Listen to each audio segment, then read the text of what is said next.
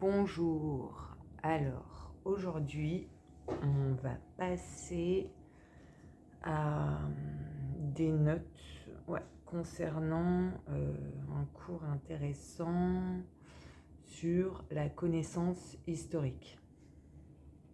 Alors, déjà, la notion d'histoire en français, c'est un ensemble d'événements concernant l'homme, mais ne se répétant pas, à la différence des événements naturels. Bon, j'ai fait encore une petite parenthèse, et pourtant, moi, j'ai dit que l'histoire se répète bien souvent. Ok. Bon, il y a une sorte d'objectivité de l'histoire, on va dire, dans les notions, surtout de notions communes, voilà, et propres aussi à ce cours. Alors, la connaissance, récit, narration par l'homme de ces mêmes événements, donc sciences humaines comme la psychologie, la sociologie, versant subjectif de l'histoire, pas comme le relativisme, mais comme penser une connaissance valide au plus proche du passé. Réflexion donc sur sa double signification. Pouvons-nous prétendre connaître la totalité de la réalité passée si nous n'en avons pas les traces? Pouvons-nous pleinement comprendre une culture disparue qu'avec peu de traces? En langue allemande, l'équivocité du mot histoire, arriver, donc advenir, enquête, se rassemble en un terme qui tient lieu de synonyme pour les deux significations. Heidegger essaiera de rétablir en tant que philosophe cette distinction. Pour lui, l'enquête historique est nécessairement seconde, conditionnée par l'historicité qui constitue ontologiquement l'homme. L'histoire n'est pas ce qui le précède seulement. C'est assez juste. La réalité historique ne peut se confondre pour Heidegger avec la connaissance que nous en avons, la science historique. L'histoire n'est pas seulement objet de l'enquête, mais le fondement de sa possibilité. Peut-être, pour le dire autrement, l'histoire est déjà imbriquée en l'homme, point d'interrogation. Donc je pense que ça c'est moi qui ai fait cette note, et c'est ce que je me dis quand je lis en fait apparemment cette on va dire cette explication chez Heidegger. Donc l'historicité qui constitue ontologiquement l'homme, c'est-à-dire qu'en fait l'historicité elle est déjà dans son être, elle le constitue, elle le forme. Oui, c'est vrai que on va dire qu'elle n'est pas extérieure à nous, elle n'est pas, elle nous habite totalement dans nos modes de pensée, dans notre façon d'être. Voilà, on pourrait essayer de le dire simplement comme ça. Bon, moi je l'entends comme ça à la première vue. Bon, alors dès lors, comment penser la réalité historique? Si par exemple nous n'en avons pas connaissance, difficile, il faut qu'il y ait nécessairement un lien entre cette réalité et notre connaissance. Hegel rassemble les deux significations qui opèrent justement une nécessité et une logique. Pour lui, il n'y a ni objectivité ni subjectivité de l'histoire. Il prend les représentations des grandes transformations du monde en exemple. Les migrations, violences dans l'histoire. Seraient-elles des faits pour lui, des événements qui sautent aux yeux? Point d'interrogation. Alors, est-ce que c'est moi qui ai mis cette notation? Possible, je ne sais plus. Pour Marou, le passé existe réellement. Seulement, on ne peut rien en dire, car dès qu'il est appréhendé par le sujet connaissant, il est transformé. Le passé existe indépendamment de la conscience, mais pour nous, pour qu'il existe, il est nécessaire qu'il entre dans notre conscience. Tout à fait. Et pour moi, ça c'est très juste aussi. Pour Aaron, ce présupposé, lui, est similaire. L'histoire se confond avec la connaissance que nous en prenons. Donc, il y a légitimité dans l'équivocité de ce terme. La première n'advient, la réalité historique, qu'à travers la seconde, la science historique. L'histoire est toujours l'histoire de l'homme. Maintenant, passons à l'étymologie du terme histoire et au rapport conflictuel entre philosophie et histoire. L'histoire est-elle digne de l'attention du philosophe ? Terme venant du grec historia, aussi bien pour le mot français, anglais ou allemand qui veut dire enquête. Mais nous pouvons approfondir sa signification. Historia dérive d'histor, arbitre. Par exemple, dans une querelle, il sera capable d'arbitrer le conflit.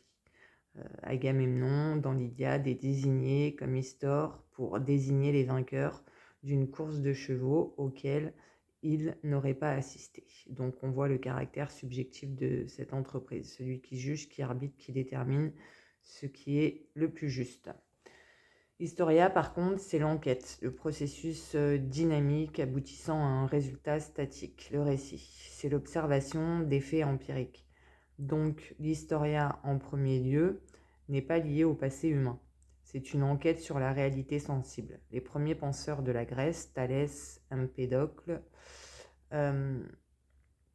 enquêtaient pour rendre compte de la physis universelle. Seulement pour Héraclite, par exemple, cette méthode manque de rationalité. C'est une histoire de la nature, lui manquant l'ordre, elle accumule juste des savoirs. Le logos doit entrer en jeu. Pour Socrate, ébloui par cette science étant jeune, et Platon critiquant les limites de cette science qui, en ne recherchant que des causes sensibles, fait l'impasse sur la cause nécessaire d'un être ou d'un phénomène, lui rendant ainsi raison.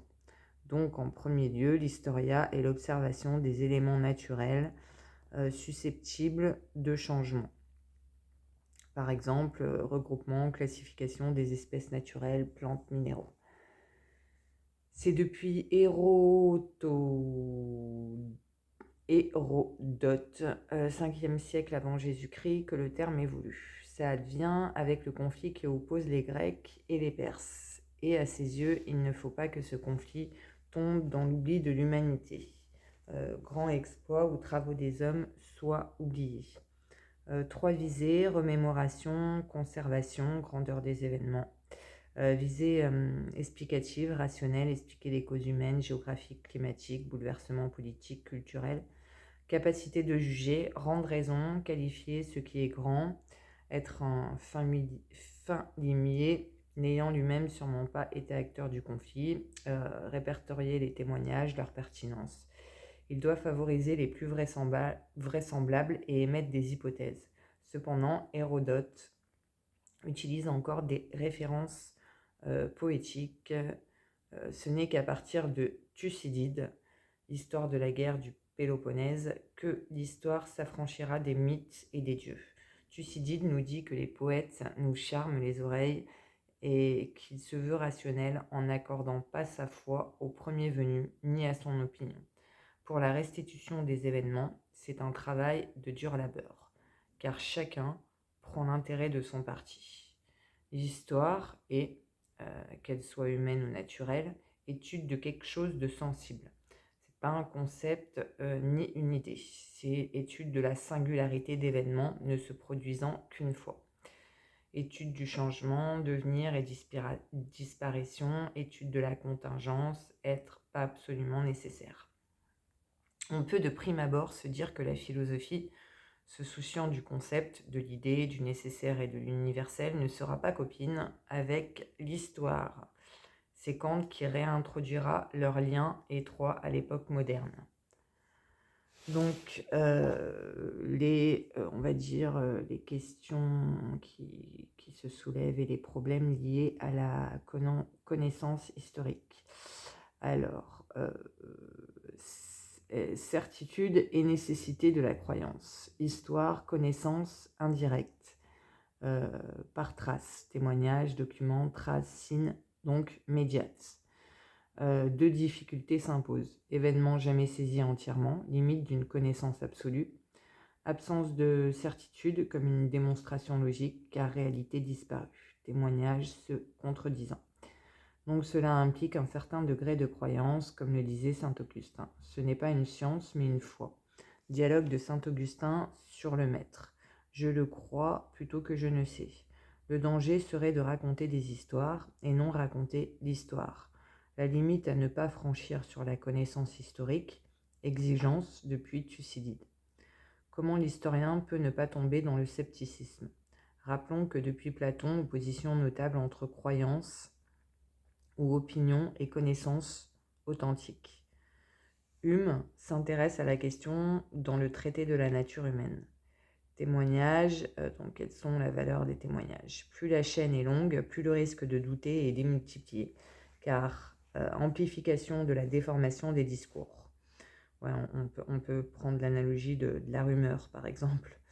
Toutefois, cette connaissance historique pour Hume atteint un certain degré, certitude et de probabilité. Il prend l'exemple de César tué au Sénat.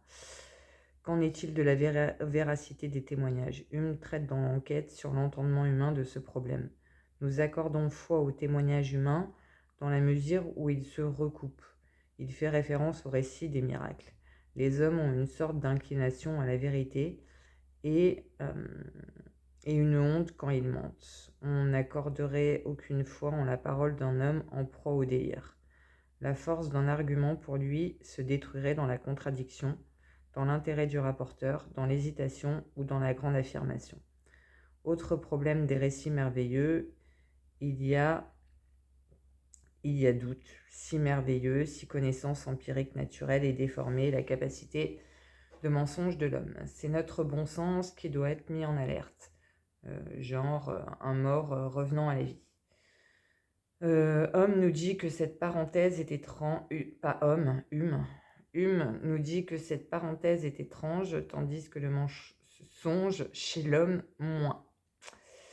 Seulement degré de probabilité dans la connaissance historique, mais pas de preuve au sens nietzschéen, certitude mathématique par exemple.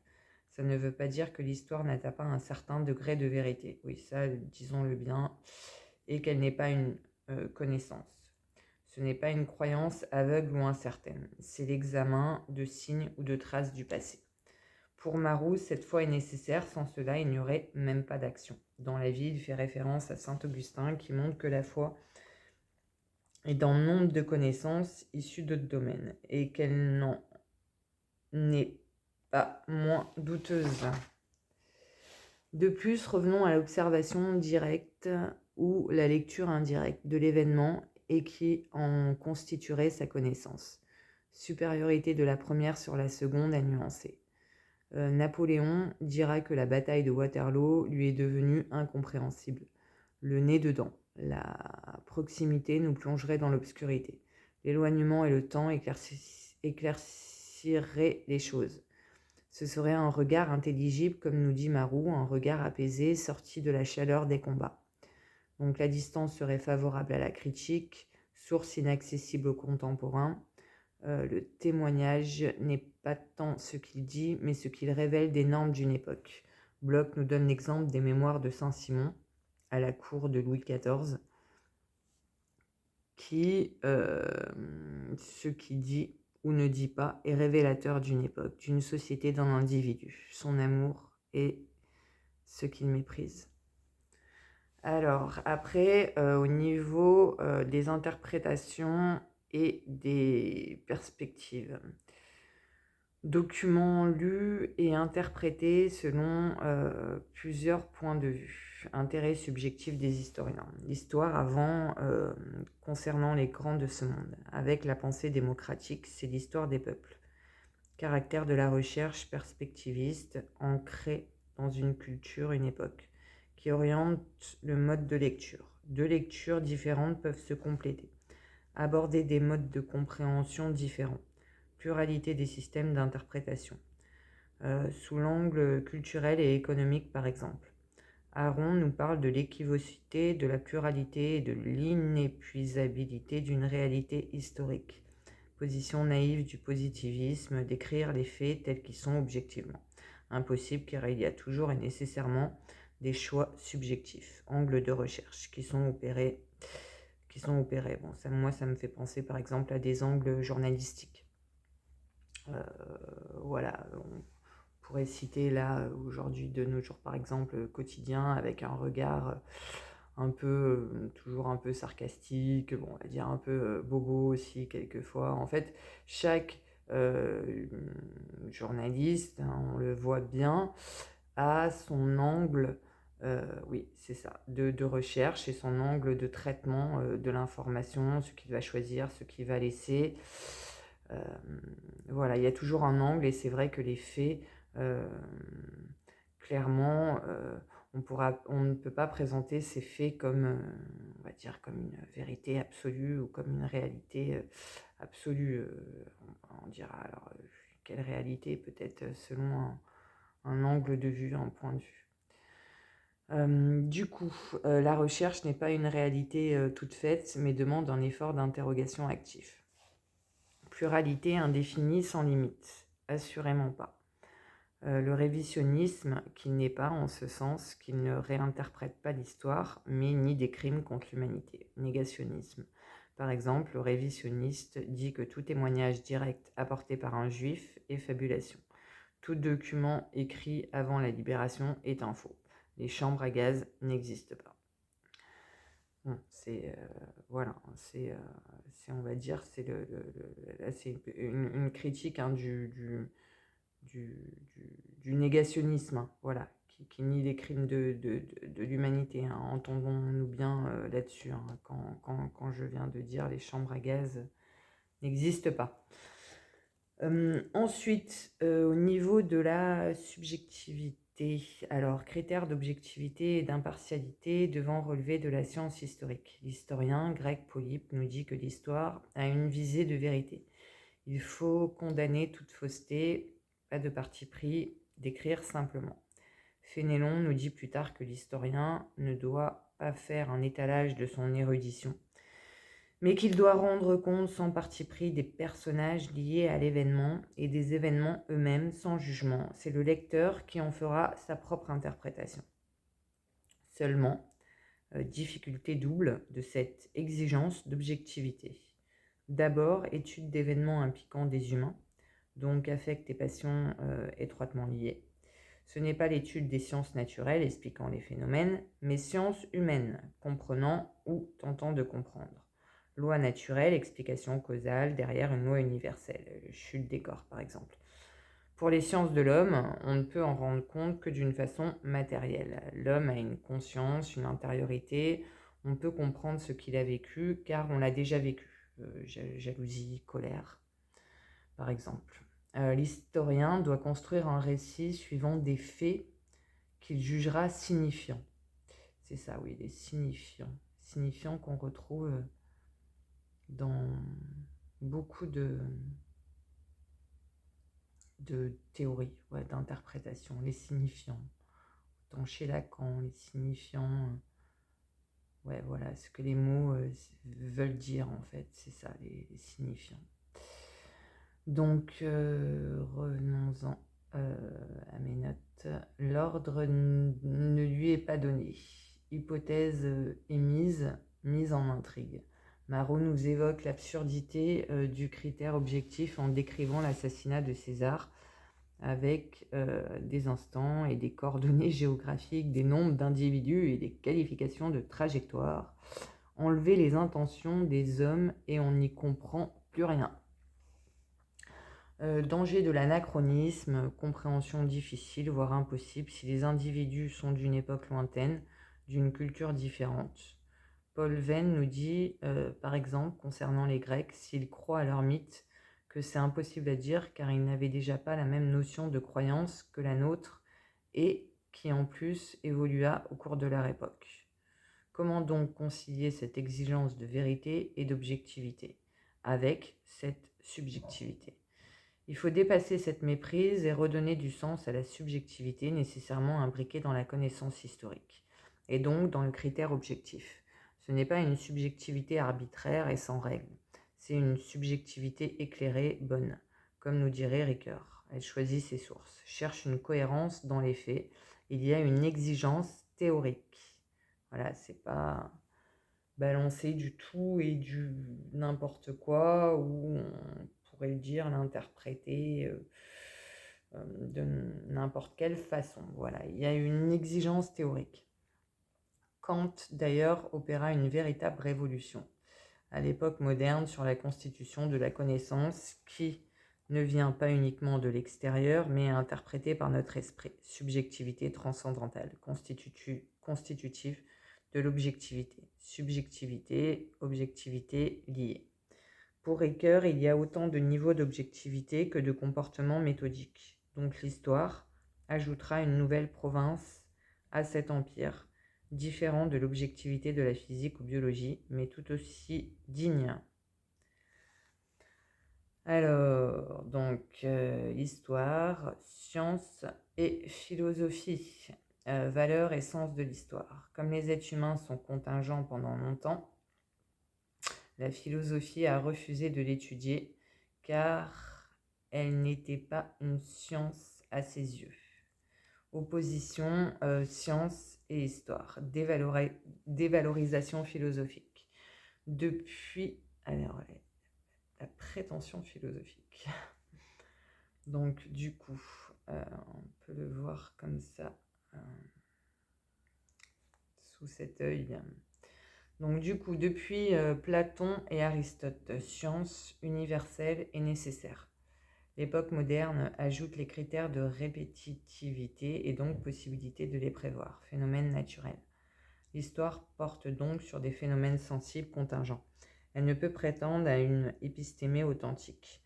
Aristote nous dit que la science doit prendre en compte ce qui est universel et impérissable. Ce n'est pas de la démonstration absolue, mais par accident, car l'histoire prend des événements temporaires et qui ont lieu d'une certaine façon. Pour lui, la poésie est même plus philosophique que l'histoire, car elle dit le général et non le particulier. Ce n'est pas la forme, la prose dont on parle, mais le contenu. Un récit poétique sans prose, décrivant le général, serait tout autant valorisé. Ce qui arrive en général, le nécessaire, l'analogie des passions. C'est très intéressant comme point de vue. Schopenhauer la dévalorise encore plus sous couvert de ce critère de singularité. Il manque à l'histoire la systématicité et la capacité de prévoir propre aux sciences naturelles. Voilà, on dira que c'est une question de logique des systèmes. Mais ne porte-t-elle pas plus d'universalité ? Donc, qu'en est-il donc de l'universel ? Dès l'Antiquité, Polybe met de l'éloge dans l'histoire, à revers de la position aristotélicienne. Il lui est donné d'étudier la conquête de l'Empire romain. Ce n'est plus l'histoire morcelée de telle nation, mais une histoire générale. Elle ne donne pas qu'accès au factuel, mais aussi à l'ordre moral, politique, quel serait le meilleur gouvernement par exemple. Polybe nous invite, valeurs pédagogiques, voilà, est-ce un enseignement moral au sens fin, donc du coup de l'humanité entière, donc voilà, point d'interrogation. Donc alors, la fonction du guide, imiter ou pas, reproduire ou pas. Alors du coup, les limites, peut-on fonder le présent sur le passé ? Est-ce que c'est pertinent ? Car contexte et spécificité changeant, danger de l'anachronisme. Nietzsche nous parle d'un acte qui pourrait être courageux à un moment et qualifié ensuite de témérité excessive, malvenue à un autre moment. Polybe ou Plutarque, voulant faire un catalogue des grands hommes, Descartes démontre cette idée avec la propension que l'humain a d'enjoliver ou de faire taire les comportements les plus bas. Cela ne rendrait pas justice à la vérité. Et puis, qu'est-ce qui justifie la valeur morale juste ? C'est vrai ça. Qu'est-ce qui justifie la valeur morale juste ? C'est un parti pris, celui qui voit dans le suicide un acte déshonorant, l'autre y verra du courage. C'est le manque de réflexivité qui conduit à associer une vertu à un homme où il n'y a qu'orgueil et insensibilité. L'exemple historique ne peut valoir de preuve morale, car il sera fondé sur des préjugés antérieurs. Kant, quant à lui, dévalorise totalement la valeur d'exemple qui n'a rien à faire dans le domaine de la morale. On ne peut se fier au cas particulier et il faut se fier au droit, car ces exemples particuliers seraient des faits et non du droit. Ce n'est pas parce que les hommes mentent un jour qu'on a le droit de mentir. Il n'est pas de savoir si ou ça a lieu, mais ce que notre raison commande, ce qu'on est en droit de faire. Et prend l'exemple de la loyauté chez les hommes, même s'il y en a qui ne l'ont pas été. La pure loyauté est cependant obligatoire entre amis. Voilà, c'est toujours Kant, hein, et les devoirs moraux. Donc, sens et fin de l'histoire. Rappelons que jusqu'au XVIIIe siècle, le monde est lié à une histoire théologique, avec une finalité et un dessein divin. Leibniz nous dit que le monde est le plus parfait possible, les plus grands mots ne sont qu'une mauvaise interprétation de l'homme, car ils sont destinés à un plus grand bien, la visée ultime. Pour Leibniz, quand on pense cela, c'est qu'on n'a pas la vue globale de l'histoire du monde. La fin suprême est la félicité des esprits. Par exemple, des terres redevenant sauvages ou détruites, dégradées, se produisent en vue d'un plus grand bien.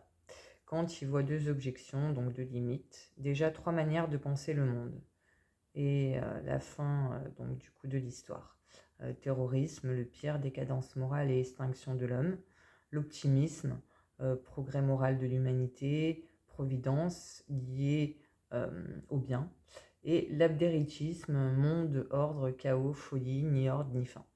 Donc les limites de l'optimisme, hein, on parle toujours, suivant l'angle de Kant, des limites, voilà, à comment finalement penser le monde, et la fin de l'histoire, du coup, et le but de l'histoire, la finalité. Donc les limites de l'optimisme, prétention, connaître Dieu et son dessein, donc et son dessein, voilà, dessein D-E-2-S-E-I-N, donc ce serait rentrer dans le dogmatisme. L'homme est libre, donc on ne peut prévoir ses actions, s'orientant vers le bien ou le mal. Comment penser l'histoire d'un point de vue pratique, en évitant les fautes de naïveté liées à l'exemplarité ou à la soi-disant fin de l'histoire, finalité de l'histoire. Comment penser un sens, une cohérence de l'histoire si les individus sont libres. Voilà. Donc, ensuite, donc Kant et l'histoire universelle, donc d'un point de vue cosmopolitique.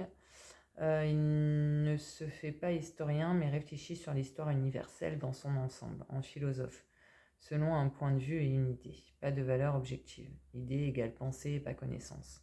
Visée kantienne de cette recherche, ordre et cohérence d'ensemble, théorie pour échapper au chaos apparent. Visée pratique aussi, manière d'agir. Trouver un fil conducteur qui donnerait du sens.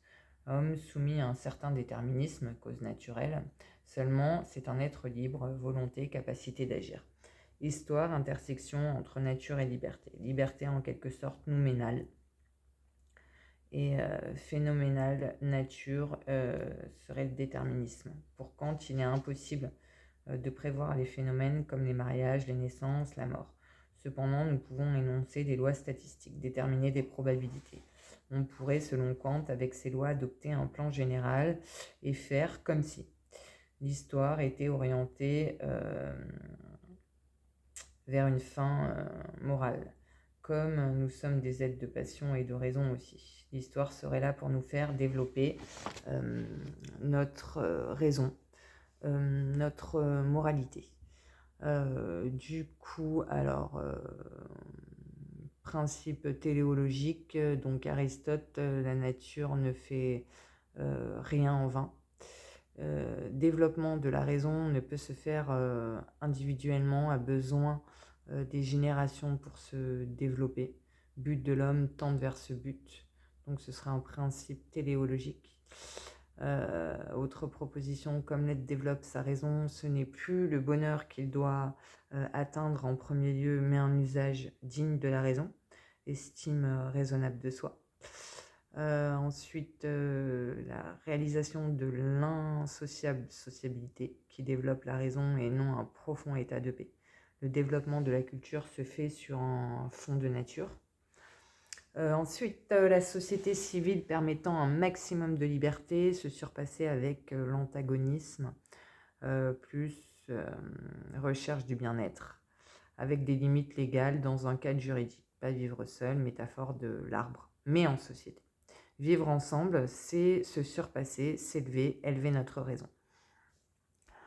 Problème du maître, donc l'autorité. L'homme a besoin d'un maître qui sera alors le maître du maître pour qu'il agisse convenablement. L'imperfection humaine est possible, donc c'est une visée approximative, mais tendant toujours vers le plus de perfection possible. Et voilà, tout cela, hein, c'est au niveau on va dire des idées de Kant, des propositions kantiennes.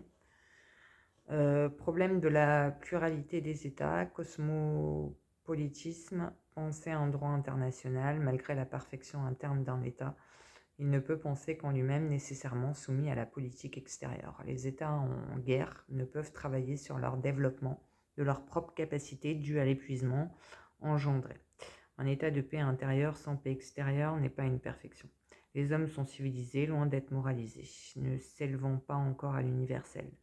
Kant démontre que ce cosmopolitisme n'est pas une chimère. D'ailleurs, on voit bien l'évolution dans l'expérience, liberté accordée aux citoyens, relations internationales plus fines. Donc l'histoire tend vers cette perfection.